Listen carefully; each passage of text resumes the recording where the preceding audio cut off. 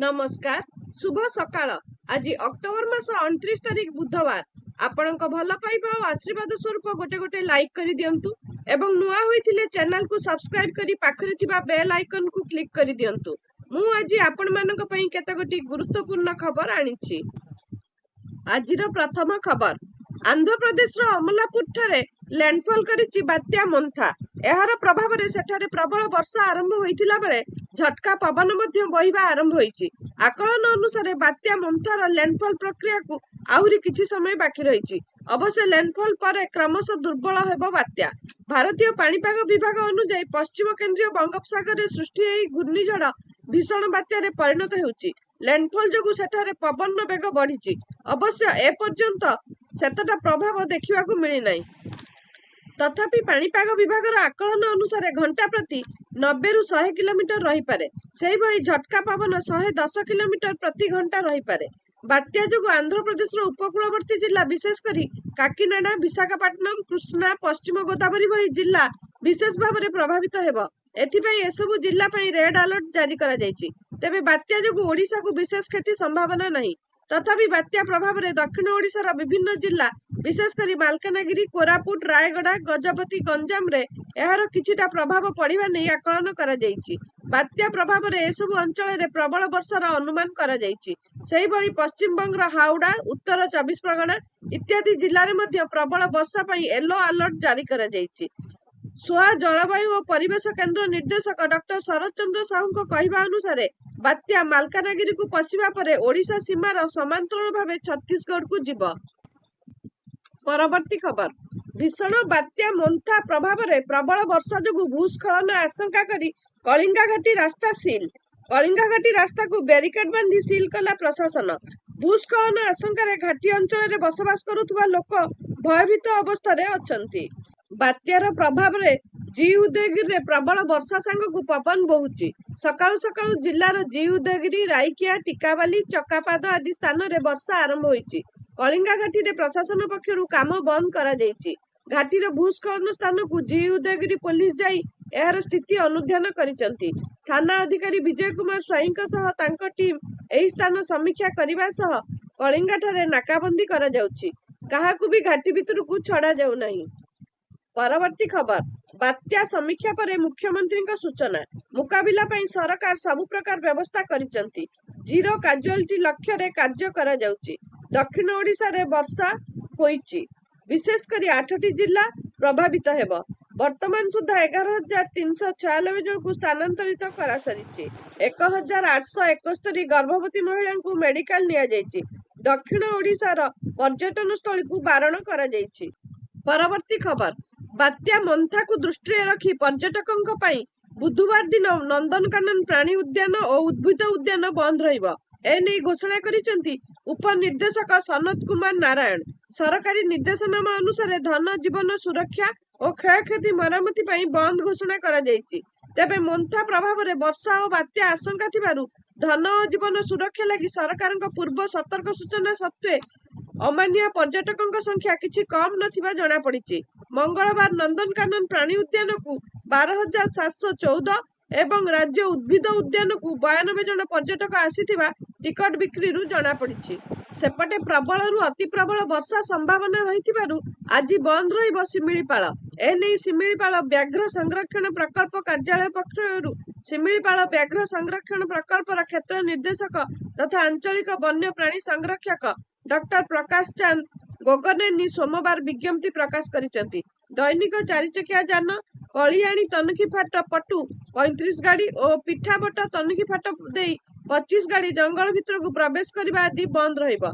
सेहीपरि तालबंध, जामुआणी और गुडुगुड़िया खोला जीप बा सफारी गाड़ी रे बुलिबा आदि को मध्य बंद रखा जायछि। परवर्ती निर्देश पर्यंत उक्त 2 तनखी फाटक को मध्य बंद रखा जायछि।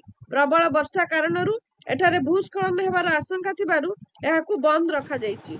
परवर्ती खबर, गोटिए पटे बात्या जारी रखिछि तार लैंडफॉल प्रक्रिया। अमलापुरम रे स्थलभाग छुईछि बात्या मोन्था। एहा प्रभाव में जारी रही वर्षा और पवन। आंध्र रे बात्या तांडव रचुथिला बेले एहा प्रभाव में वर्षा जारी रही।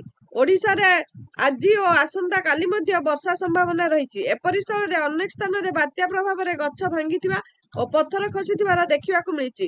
ଏହାକୁ ସଙ୍ଗେ ସଙ୍ଗେ ସଫା କରିବାରେ ଲାଗିଛନ୍ତି ଅଗ୍ନିଶମ କର୍ମଚାରୀ। ତେବେ ପ୍ରବଳ ବର୍ଷା ପରେ ଏମକେସିଜି ହଷ୍ଟେଲ କ୍ୟାମ୍ପସରେ ପାଣି ପଶିବା ପରେ ଏହାକୁ ନିଷ୍କାସନ କରିବାରେ ଲାଗିଛନ୍ତି ଅଗ୍ନିଶମ କର୍ମଚାରୀ। ସେହିପରି ଗଞ୍ଜାମ କବିସୂର୍ଯ୍ୟନଗର ଗୋବିନ୍ଦପୁରରେ ପବନରେ ଗଛ ଭାଙ୍ଗି ରାସ୍ତାରେ ପଡ଼ିଥିଲା ବେଳେ ଗଛ କାଟି ରାସ୍ତାରୁ ହଟାଇଛନ୍ତି ଯୋଦ୍ଧାମାନେ। ବାତ୍ୟା ସମୟରେ ଅଗ୍ନିଶମ ବାହିନୀର ଅସୀମ ସାହସ ଓ ଧୈର୍ଯ୍ୟ ଦେଖି ସାରା ଦେଶ ତାଙ୍କୁ ସଲାମ କରୁଛି। ପରବର୍ତ୍ତୀ ଖବର, କେନ୍ଦ୍ର ସରକାର ମଙ୍ଗଳବାର ଦିନ ଅଷ୍ଟମ ବେତନ କମିଶନ ଟର୍ମସ୍ ଅଫ୍ ରେଫରେନ୍ସକୁ ମଞ୍ଜୁରୀ ପ୍ରଦାନ କରିଛନ୍ତି। କେନ୍ଦ୍ର ସରକାରଙ୍କର ଏହି ନିଷ୍ପତ୍ତି ଫଳରେ 50 ଲକ୍ଷ କେନ୍ଦ୍ରୀୟ କର୍ମଚାରୀ ଓ 69 ଲକ୍ଷ ପେନସନଧାରୀ ଉପକୃତ ହେବାକୁ ଯାଉଛନ୍ତି। ସୂଚନା ଓ ପ୍ରଯୁକ୍ତି ବିଦ୍ୟା ମନ୍ତ୍ରୀ ଅଶ୍ୱିନୀ ବୈଷ୍ଣବ ଏନେଇ ସୂଚନା ଦେଇଛନ୍ତି।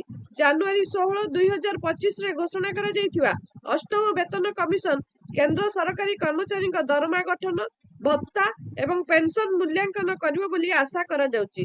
ତେବେ ଅଷ୍ଟମ ବେତନ କମିଶନରେ କର୍ମଚାରୀମାନଙ୍କ ପାଇଁ ଫିଟମେଣ୍ଟ ଫ୍ୟାକ୍ଟରକୁ ନଜରରେ ରଖି ଦରମା ବୃଦ୍ଧି କରାଯିବ। ଟର୍ମସ୍ ଅଫ୍ ରେଫରେନ୍ସ ହେଉଛି କମିଶନଙ୍କ କାର୍ଯ୍ୟ ପାଇଁ ଏକ ମାର୍ଗଦର୍ଶିକା ଡକ୍ୟୁମେଣ୍ଟ। ଏହା କମିଶନଙ୍କ ପରିସର, ଉଦ୍ଦେଶ୍ୟ ଏବଂ ସୀମାକୁ ପରିଭାଷିତ କରେ। ଏହା କମିଶନଙ୍କ ସମୀକ୍ଷା ଆବଶ୍ୟକତା, ଯେପରିକି ଦରମା ଗଠନ, ଭତ୍ତା, ପେନସନ ଇତ୍ୟାଦିକୁ ମଧ୍ୟ ନିର୍ଦ୍ଦିଷ୍ଟ କରେ। ଟର୍ମସ୍ ଅଫ୍ ରେଫରେନ୍ସ ବିନା କମିଶନଙ୍କର କାର୍ଯ୍ୟ ହୋଇପାରିବ ନାହିଁ। ପରବର୍ତ୍ତୀ ଖବର, ଦୁର୍ନୀତି ନିବାରଣ ସଚେତନତା ସପ୍ତାହ କାର୍ଯ୍ୟକ୍ରମରେ ମୁଖ୍ୟମନ୍ତ୍ରୀ ମୋହନ ଚରଣ ମାଝୀ କ୍ଷୋଭ ପ୍ରକାଶ କରିଛନ୍ତି। ଦୁର୍ନୀତିରେ ଯୁବ ଅଧିକାରୀଙ୍କ ସମ୍ପୃକ୍ତି ନେଇ ସେ କହିଛନ୍ତି, ସରକାରୀ ଅଧିକାରୀ ହୋଇ ଲୋକଙ୍କ ସେବା କରିବେ ସ୍ୱପ୍ନ ଦେଖିଥିଲେ, ସ୍ୱଚ୍ଛ ସେବା ଦେବେ ବୋଲି କହୁଥିଲେ, କିନ୍ତୁ ତାହା କମ୍ ପ୍ରତିଫଳିତ ହେଉଛି। ଆଇଏଏସ୍ ଓଏଏସ୍ ପରୀକ୍ଷାରେ ର୍ୟାଙ୍କ ରଖି ଖବରକାଗଜରେ ପ୍ରଶଂସିତ ହେଉଥିଲେ। ଦୁର୍ନୀତି କରି ଜେଲ୍ ଯିବାର ଖବର ସେହି ଖବରକାଗଜରେ ଆସୁଛି। କେବଳ କିଛି ଟଙ୍କା ପାଇଁ ନିଜର ଆଦର୍ଶ ଆଉ ଚିନ୍ତାଧାରାକୁ ବିକି ଦେଉଛନ୍ତି। ଏହା ଦେଖି ରାଜ୍ୟବାସୀ ଚିନ୍ତିତ ହୋଇ ପଡୁଛନ୍ତି ବୋଲି ମୁଖ୍ୟମନ୍ତ୍ରୀ କହିଛନ୍ତି। ଏହା ସହ ସେ କହିଛନ୍ତି, ଏଭଳି ଅଧିକାରୀଙ୍କୁ ସାବଧାନ କରିଦିଅନ୍ତୁ, ଭିଜିଲାନ୍ସ କ୍ଷମା ଦେବନି କି ଛାଡ଼ିବନି। ପରବର୍ତ୍ତୀ ଖବର, ଦିଲ୍ଲୀରେ ଆଜି କ୍ଲାଉଡ୍ ସିଡିଂର ଦ୍ୱିତୀୟ ପରୀକ୍ଷଣ ସମାପ୍ତ ହୋଇଛି। ଦିଲ୍ଲୀର ବୁରାରୀ, ଉତ୍ତର କାରଲବାଗ ଏବଂ ସାଦିକପୁର ଅଞ୍ଚଳରେ କ୍ଲାଉଡ୍ ସିଡିଂ କରାଯାଇଛି। ଆଇଆଇଟି କାନପୁର ଦ୍ୱାରା ଜାରି ହୋଇଥିବା ଏକ ଭିଡିଓରେ ଦର୍ଶାଯାଇଛି ଯେ ବିମାନଟି କିପରି ଦିଲ୍ଲୀର ଆକାଶରେ କୃତ୍ରିମ ବର୍ଷା କରିଛି।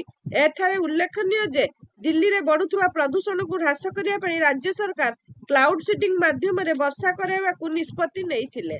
ମେରଠରୁ ଉଡାଣ କରୁଥିବା ଏହି ବିମାନଟି ଦିଲ୍ଲୀର ଖେଡକା, ବୁରାରୀ, ଉତ୍ତର କରେଲବାଗ ଏବଂ ମୟୂରବିହାର ଅଞ୍ଚଳରେ କ୍ଲାଉଡ୍ ସିଡିଂ କରିଥିଲା। ଉଡନ୍ତା ବିମାନରୁ ଫ୍ଲେୟାର, ଯାହା ବିମାନ ସଦୃଶ ଦ୍ରବଣ ସ୍ପ୍ରେ କରିଥିଲା, ବ୍ୟବହାର କରି ସିଡିଂ କରାଯାଇଥିଲା। ଯେତେବେଳେ ବିମାନଟି ଦିଲ୍ଲୀ ଆକାଶରେ ସିଡିଂ କରୁଥିଲା, ସେତେବେଳେ ଏହା ଦେଖାଯାଉଥିଲା ଯେପରି ନିଆଁର ଏକ ଝରଣା ବାହାରୁଛି। ବିମାନଟି ଅନେକ ଅଞ୍ଚଳରେ କ୍ଲାଉଡ୍ ସିଡିଂ କରିଥିଲା। ଯଦି ଏହି ପରୀକ୍ଷଣ ଭଲ ହୁଏ, ତେବେ ସନ୍ଧ୍ୟାରେ ବର୍ଷା ହୋଇପାରେ। ପରବର୍ତ୍ତୀ ଖବର, ଜାତୀୟ ପ୍ରଯୁକ୍ତି ପ୍ରତିଷ୍ଠାନ ସିଲଚରର ଇଲେକ୍ଟ୍ରୋନିକ୍ସ ଆଣ୍ଡ କମ୍ୟୁନିକେସନ ଇଞ୍ଜିନିୟରିଂ ବିଭାଗରେ କାର୍ଯ୍ୟରତ ଆସିଷ୍ଟାଣ୍ଟ ପ୍ରଫେସର ଡକ୍ଟର ପ୍ରବୀଣ ପଟ୍ଟନାୟକଙ୍କ 5G 6G ଯୋଗାଯୋଗ ପ୍ରଣାଳୀ ଉପରେ ଗବେଷଣା କରି ଏକ ବଡ଼ ସଫଳତା ଅର୍ଜନ କରିଛନ୍ତି।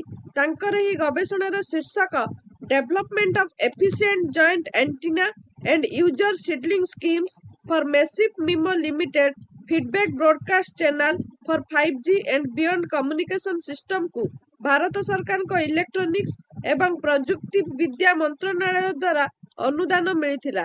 2021ରେ ଆରମ୍ଭ ହୋଇ 2025ରେ ସମାପ୍ତ ହୋଇଥିବା ଏହି ଗବେଷଣାଟି ଭବିଷ୍ୟତର ଇଲେକ୍ଟ୍ରୋନିକ୍ସ ଯୋଗାଯୋଗ ଉପରେ ଅନେକ ଗୁରୁତ୍ୱପୂର୍ଣ୍ଣ ସନ୍ଧାନ ବହନ କରୁଛି।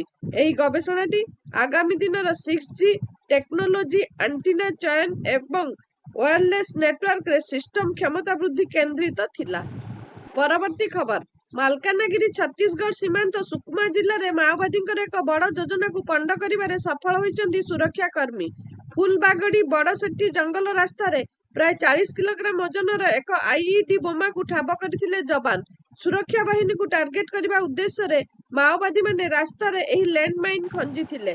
ଡିଆରଜି ଓ ସିଆରପିଏଫ୍ ମିଳିତ ଭାବେ ପେଟ୍ରୋଲିଂ ପାଇଁ ଯାଉଥିବା ସମୟରେ ଏହି ବିସ୍ଫୋରକ ଠାବ କରିଥିଲେ। ପରେ ବୋମା ନିଷ୍କ୍ରିୟକାରୀ ଦଳ ସୁରକ୍ଷିତ ଭାବେ ଆଇଇଡିକୁ ନିଷ୍କ୍ରିୟ କରିଥିଲେ। ପରବର୍ତ୍ତୀ ଖବର, ଅଯୋଧ୍ୟା ରାମ ମନ୍ଦିର ନିର୍ମାଣ କାର୍ଯ୍ୟ ସମ୍ପନ୍ନ ହୋଇଛି। ରାମ ମନ୍ଦିର ଶିଖରରେ ଧ୍ୱଜାରୋହଣ କାର୍ଯ୍ୟ ପ୍ରସ୍ତୁତି ଜୋରଦାର ହୋଇଛି।